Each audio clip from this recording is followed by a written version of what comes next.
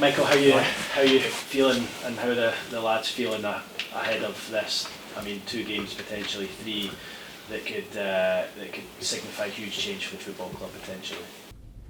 Yeah, the boys are looking forward to it. I think we've had a good week's training, good week's preparation, and we all know what's ahead, what's at stake. 2 games ahead of us that we know what we have to do. You know, it's going to be tough. It's going to be exciting in many ways, but it's a tough challenge against a good team, and I'm sure there'll be momentum swings at certain times in the games that we got to deal with, and that's the beauty of the playoffs. And it's probably who deals with that best comes out on top. Do you think there's a different mindset between the 2 clubs, yourself and Coventry, because they obviously just got in on the last day on Monday, and you've kind of known your fate for a couple of weeks now? I think ultimately when you get here, this is where we're at. Both teams clean slate, start all over again. I think we can take confidence in over the season of kind of how we've performed as a group, how much we've improved, and what we're capable of. Certainly for us, and without doubt they're the same. You know, they're on a really good run at the moment. They've had a fantastic season, a fantastic run. But then it comes to a point where whatever's happened. You know, the points are irrelevant, positions in the tables are relevant, and it's 2 games to see who goes through. It's as simple as that. What would it mean to the club as a whole, the owner, I suppose, you as manager, the fans who have been backing you all season long? What would it mean to get Middlesbrough after a 6-year hiatus back up into the Premier League again? Yeah, listen, I'm not getting ahead of myself. It's about, before that you've got to get through to the final, and you know there's steps before that. Of course, it would mean everything. You know, it's what we're here for. It's what we're trying to achieve. But you know, we got to take it step by step, and there's big obstacles in front of us that we got to overcome in different ways. So we're not long too far ahead by any stretch, even though it will be obviously fantastic and amazing to be able to achieve that. And is this any different for you as a manager? Obviously, when you came in, it's been league games, the odd cup game as well. Is there any difference in the? I know what you're going to say here, but is there any difference in the preparation? In the preparation, not really. No, not really. In terms of the week, I think we've got our way of working as a group and as players. What they know, what they need to be ready. We got a feeling of what they need from us to help them be ready, and we've learned that over a period of time now. So it's definitely not a case of, because we're here, that let's have a whole new week's training or try something completely different. It's more of being the best we can be. There's definitely changes the feeling a little bit, because we know what's at stake, and it is different to a run-of-the-mill league game. And obviously we know that, we'll address that, and it's who deals with that the best. But of course, in terms of preparation, and there's a process kind of that we go through to be ready for that, in terms of building the performance over a period of time and being ready for what's ahead. And do you think that you've got the best players, and with that, if your players turn up the way you know they can, do you think you're the team that should go up? No, I'd be very wrong of me to say that. Listen, I believe in my players 100%. I trust them totally, and I'm over the moon with the squad that we have. Fully respect Coventry as a team and as individuals as well. So there's no way I'm going to be saying that we have better players and we're the better team, because it's who performs on the day. It's 2 games, it's 2 teams going at it and giving everything they've got. And I believe in our players to stick with them, and hopefully we're good enough. You know, I believe we're a really good team. I believe we've got real threats, and we can cause teams problems because we have done for a period of time. But it's all what happens on the night. Just lastly from me, I remember when you took over, you said, look, I can't have any real short-term aims. It's just about trying to sort of turn the ship around, getting the team playing better. You did that. We've gone from 21st to up to 3rd, and obviously finishing 4th. In your heart of hearts, did you believe that you could get Middlesbrough up to the playoffs and within a shout of going up when you took over here? I didn't really have a kind of a target or a goal when I first came in. I think I've said that before. It was more a case of trying to improve, trying to develop the team, and seeing where it took us. Of course, in the back of your mind, and there's always that me kind of being in some ways where I am, trying to achieve, and then you're always trying to be as good as you can possibly be, and that's me as sitting here as a coach and passing it on to the players. and then you see where you end up. This is where we've ended up at this moment in time, and it doesn't really change what we do for the next games in terms of it's just still the same mindset of trying to improve, trying to win games, and see where that takes us. Cheers, Tom. Obviously, just played Coventry as well. What have you kind of learned from that game, and do you think they're going to try and change tack at all going into a two-legged semi-final? Very difficult for me to see what they're going to do. What do we learn from the game? Yeah, of course. I think both teams will look at the game and try and assess, what went well, what maybe didn't go so well, what the other team might change and tweak, and that's what we do for any game. But of course, coming off the back of it, playing them 3 times in a row is a part of it is learning and adapting and tweaking and improving quickly. So we've definitely looked at the game. How relevant it is in the end, time will tell. Just in terms of the form as well, how much does that really go out the window when you get to a stage like this? I think in most ways it does. Yeah, I think the confidence in some ways is more important than form. For me, I think the way we've played, I think the boys are confident. We haven't had, over the last week or two, we haven't had quite the results that we probably wanted, but I don't think that will affect us going into this game. I think the boys are confident, have played well, and it's just putting it into practice and performing at your best at the right time. That's what it comes down to when it's like this. It's knockout football, and timing's everything. So as I said before, whatever's gone becomes irrelevant, but the confidence that you can take from it is important. And how much are you impressing on the lads that this is an opportunity to get a reward for all the hard work through the season as well? Like how much are you kind of dangling that as a carrot of, this will underline everything we've done during this campaign?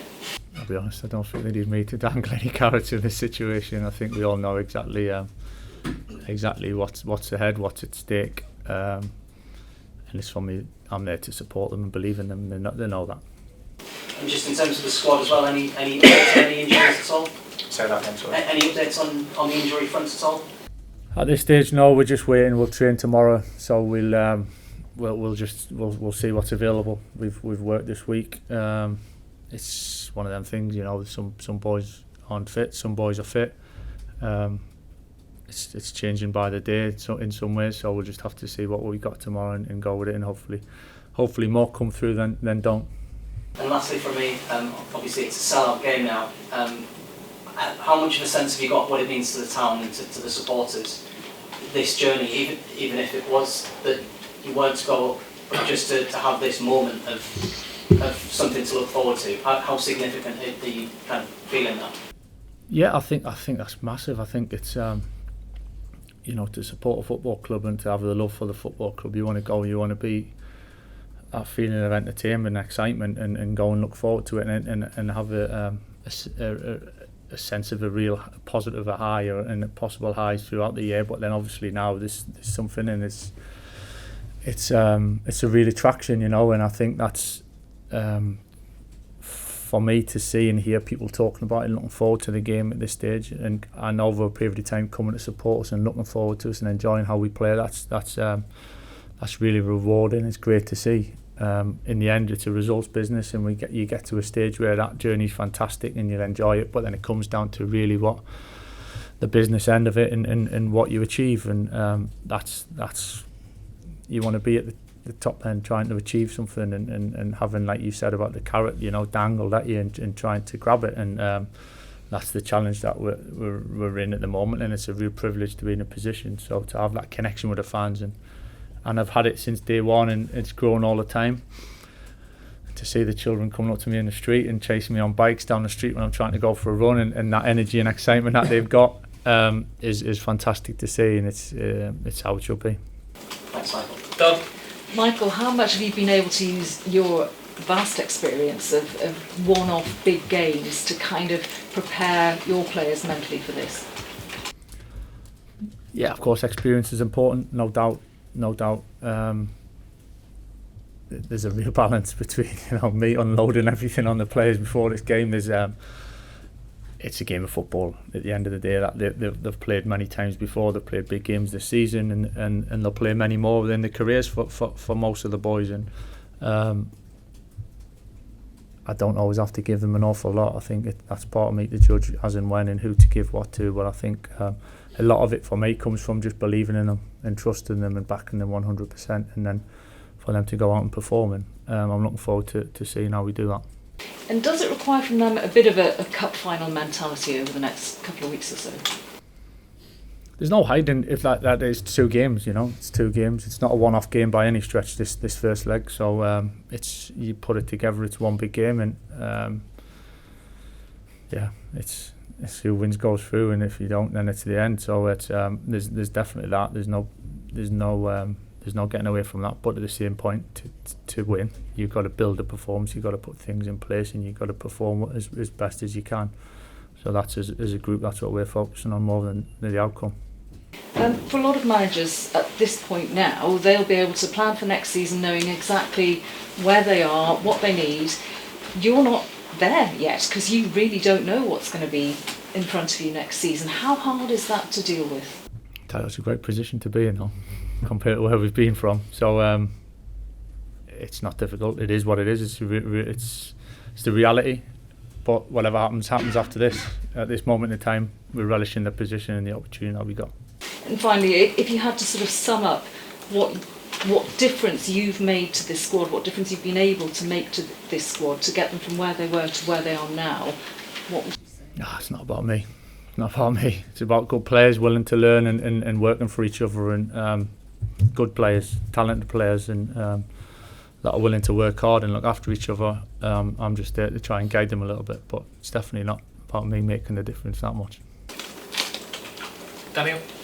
Michael, the last time I was here, you spoke about the importance of momentum going into these playoff games. Are you at all concerned that you've gone winless in your last 3 league games? No, as I said before, I think it's more the confidence that the lads take into these games. I think the feeling of how they've performed, I think they've come away from games and the confidence hasn't been knocked at all. I think we've improved in many aspects actually, and we haven't quite the results, but in terms of now the results are irrelevant, and it's what feeling and what mood and what attitude and how much confidence you're taking to the game. So at this point in time now, it doesn't concern me now. Obviously, you're a very successful player in the Premier League, and what would it mean for you to manage a bit in only your second season in management? I've got these 2 games first, and then there's another one after that yet. So the Premier League's still a distance away. I think it's trying to overcome this strong Coventry team really that I'm thinking about the most.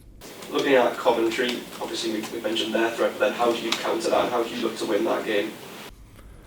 Yeah, well, listen, that's it. That's the beauty of football. We're going to look to think where there's areas where we can apply our strengths. They've got their strengths in a big way as well, and that's the tactical battle in some ways, and then that's the individual battles, and we're well aware of their strengths. Of course we are. We only played them the other day, but we're well aware of that before that, and I'm sure they know kind of what we're about as well. Thanks. Damien?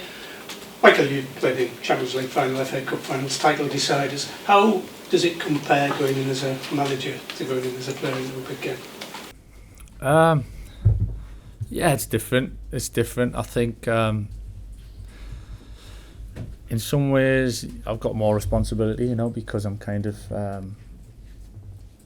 guiding the boys a little bit more and I have a bit more influence on it. In some ways, the fact that you're not actually out there performing feels that you're relinquishing a little bit of the control, and when you're actually having to perform, I definitely felt different having before games when I knew I had to go and perform to what I do now when I stand on this touchline. So it is different in that respect, yeah. You'd rather be on pulling your boots up?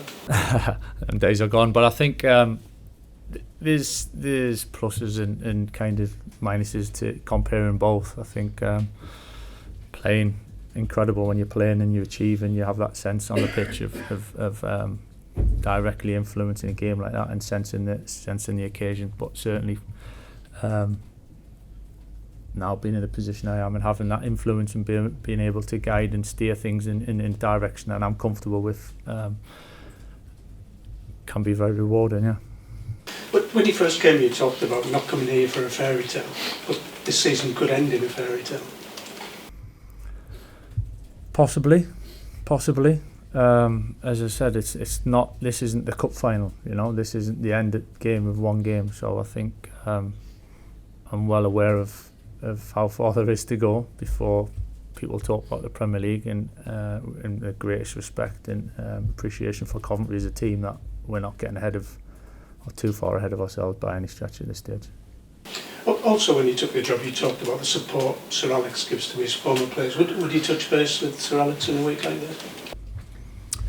Probably at some point. I speak to him quite a bit, yeah. So, not regular, not all the time, but quite a bit and enough. And if he's always there if I need to speak to him and give me a little bit of help along the way. But more if it's a friendship thing, and it's nice to have that ability to have somebody like that to speak to. Of course, it is. Thank you.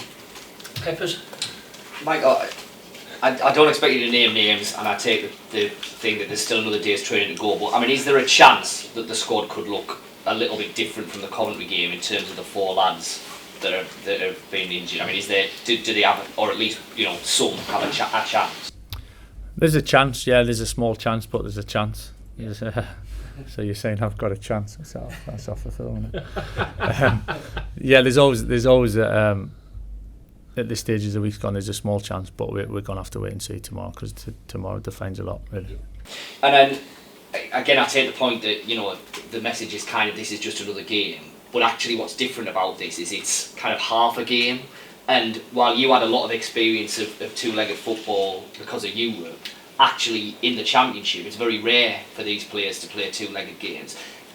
Are there messages that you've been getting over this week specifically around the fact that, look, this is a two-legged game, and does that change the dynamic at all? It changes the dynamic within the game for sure, yeah. Of how you manage it in game, how the momentum goes within it, if it's a good moment, if it's a tougher moment, and yeah, it definitely changes that, because it's easy to get caught up in that, thinking one game means the whole thing, but actually it doesn't. So yeah, of course the boys will be aware of that by the time it comes around. And I know, there is the difference, but it is a strange dynamic, the fact that Coventry were up here last weekend and were obviously celebrating massively at the end of it. There's a lot of talk about the momentum going into the playoffs and stuff like that. I mean, from your experience, just from your West Ham time and that, does that make a real difference, or once you're in, are you in, and it's just getting your head into that first game? Struggling to remember that so long no, I'm only joking. I think you could argue, listen, we drew last week, so it's even going into this game. You could look at it like that and say they came up to us and played well and got the result they wanted, and we drew the game, so it's a clean slate. You can look at all different ways to see how's it going to affect this, how's it going to affect that, who's won over a period of time, who hasn't. That's why I think it's what you take into this game. It's the feeling you take into the game, the confidence and the belief more than anything. And we've just spoke to Dara, who's said various things about his time here and everything, and yourself. Can you just say a little bit about him and what he's brought in terms of his defensive capabilities in a defence that unfortunately you've had to chop and change a fair bit in the last couple of months because of injuries, but then also off the pitch, as a leader and clearly a big figure in the dressing room? Yeah, he's a big influence within the group, Dara. I think the way he plays the game, vocal when he needs to be, but doesn't always have to shout and scream. I think he leads by example at times, and just a really good man. I think his attitude and his professionalism and team first mentality stands out really for me, and he's an absolute pleasure to work with, and he's patched himself up a lot during the season to be out there playing, and hasn't been at 100% by any stretch, and being able to perform the level that he has. So I think that speaks volumes of who he is really. Just on Aaron Ramsey, Michael, he was named in the England Under-20 World Cup squad, which starts at the end of this month. I mean, can we take from that a little hope that he might potentially be ready to at some point for the playoffs? We're hopeful. I think we're trying what we can. He's obviously announced in the squad, but until our season ends, he'll be with us really. So we'll hopefully that lasts still a bit longer. We saw him obviously being back at Aston Villa. Has he been back at Middlesbrough since? Has he? It's working between the two clubs really, and trying to get them back. Yeah. Yeah, and you've spoken there about the dynamics of kind of two-legged football. I mean, would there be a sense at all of potentially, you know, kind of changing things a little for this first leg away from home and then thinking about the second leg and coming back here, or is that almost, you know, a dangerous thing to do and you'd want to just kind of focus on, you know, playing the way that you've established over these last few months? It's what we got to consider, of course. You know, it's different situation and scenario to what we've been used to, and you've got to understand the bigger picture. Like I said, it's not one game. There's ways of that. Whether you do change, whether you don't change, it's something that we'll definitely take into consideration. And you've spoken there about the importance of confidence over form. I mean, this team, you know, particularly before playoffs were wrapped up, they went on a good run, particularly January, February, March, really good football. I mean, they set themselves a level there that I'm sure, you know, you must be aspiring to get back to, and a level that must give the players a lot of confidence in, you know, what they are capable of.